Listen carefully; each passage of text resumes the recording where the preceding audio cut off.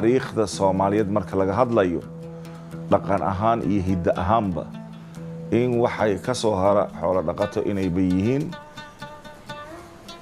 wax kasta oo ayaga maaragtay la halmaala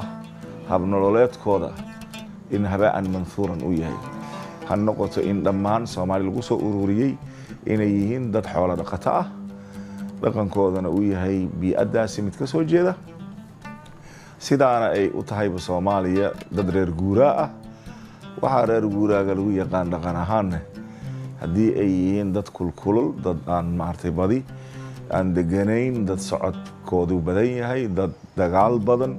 dad hadal badan waxa soo dhan inta lagu yaqaano reer guuraaga ayaa waxa lagu dominate gareeyay ama intii kale looga maartay dhaxal guuriyay iyagana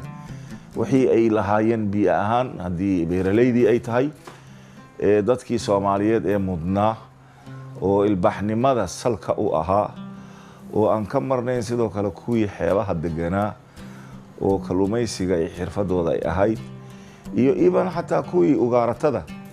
nambarkay doonaan qadar ahaan ha noqdaan iyo tiro iyo tayaba laakiin dhammaan la iska leexiyay oo laga saaray ma artay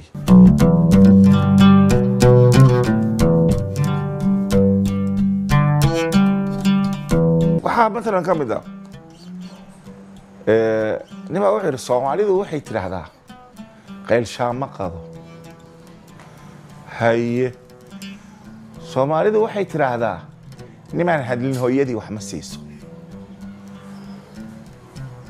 war Soomaalidu ma tiraahdee qaylo kali in wax lagu raadsado iskuma dhiirigelisa ee Soomaalidu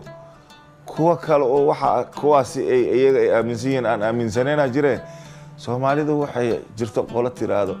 afdaboolan dahab ma kasino ya ma gartay kasino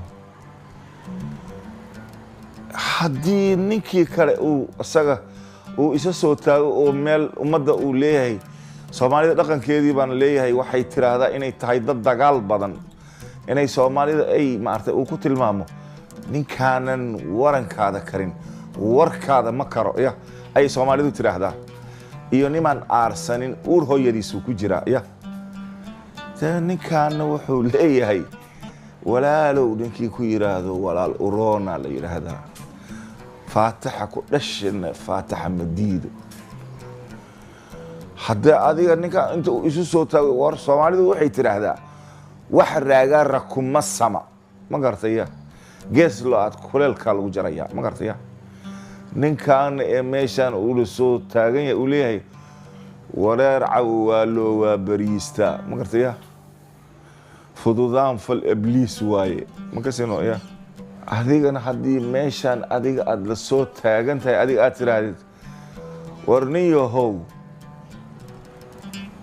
ku qabso qadimayside ninkan uu leeyahay iimaan alla uu buuxiyo ma kasino haddaad adiga aad la soo taagan tahay nimaan shantaada ka dhicinin war sharci kaama dhiciyaa la yidhi ya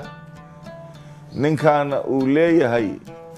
niyo balaayadii bahdaada ka yeerta baargadoon waaye ma kasino meel lagu soo hoobtay ma lagu hiira faagto ya kii kalena uu la soo taagan yahay war rag iska dhici iyo rabbi ka cabso meel islama wada gasho ninkaana uu leeyahay niyow intii rag jiro aniga ragaan ahay lama yiraahdo ma kasino nin rag haddaad maqashid ragu rag ku yahay ma kasino haye ninkan hadduu leeyahay cadaalad darro ii samey ilaa ma aragtay cadaalad darrada samey duuro inuu ku ablikaareeyo uu ku leeyahay warniyahu Soomaalida waxay tiraahdaa faqi tolki kama janna tago ya kana uu ku leeyahay ma sida adiga aad u dhigaysid maaha tolkaada u towbadaaday halaysaa ya adiga labadaasi dhaqan ee midna ku qotoma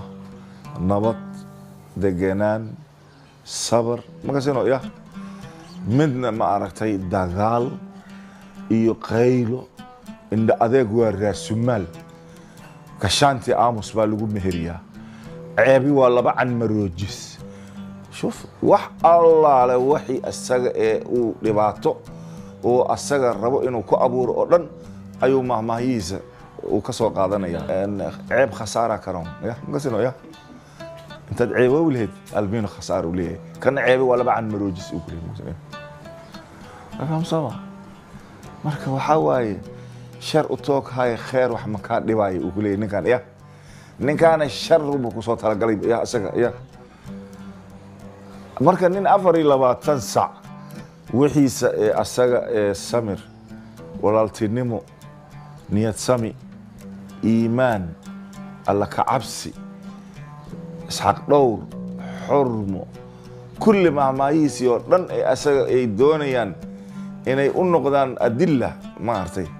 hadii dhaqankii Soomaaliyeed oo dhan adiga ka dhigtay Soomaalida waa dad dhuban carab badan dagaal badan xanaaq badan isdisha wax kala dhacda sidaasay ma artay aan dad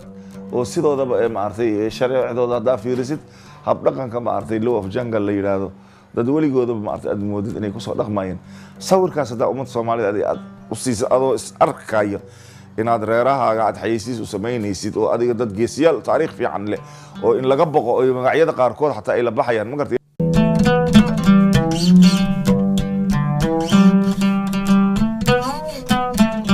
waxaan nasabnimo sheegan kara ninka beer yeesha oo wax isku huba oo aan bariyo tamaynin beeran abuuro ma bariyo wiligiisa ma baaho ma gartay sida ayaa ninka uu isla weyn yahay sida ninka geeleed uu yiraahdo aakhir niman geel lahayn lama amaanayn markuu asaga mubaalaqa uu sameeyay oo isla weyn yahay oo geel adduunyo dhanba aan jirin ninkan qabin ba asaga ka soo qaada marka dhaqankaasi kaana geelisa oo la weyn kana beeraha oo la weyn nin walba meeshiisa atooro ku yahay ma gartay waxa adiga aad ku haysatid xaq wax ka weyn ayaa lagaaga yaqaana oo adigana waxaad ka sheegaysaa ka daran laga sheegaya marka nimaad adiga aad u haysatid doqon ama xoolo aad u taqaanid ayaa wax ka daran adigana ku yaqaanaya laakiin Soomaalidu in sida laftirkeeda loo kala dilo waa laga fiican yahay laakiin in ummadda inay isku qadariso dhaqankeeda taariikhdeeda hidaheeda anoo aad u danaynay inaan dhiirigeliyo horta ayaa ani waxyaabaha badi aan doonay inay tahay inay Soomaalidu iyada leys jeclaysiyo dhaqankeedana ay ku wada faanto kan xoolaha ay ku faanto kan beeraha ay ku faanto kan ma aragtay xeebaha deega kalluunka iyo badda ma aragtay ku mashquulsan ay ku faanto kan hatta ugaaratada ay ku faanto maxaa yeelay waxaan leenahay multicultural wax la yiraahdo dhaqan oo ma aragtay sida rainbow kale oo ama baashan qansaroobaadka ama jeegaanto kale mid walba colorkiisa markii la isugu geeyo qurux ku soo baxaya marka dadka Soomaaliyeed ma in loo adeegsado wajiyo fara badan oo lagu kala fogeynayo waa in la helaa wax ummadda isu soo dhaweyn kara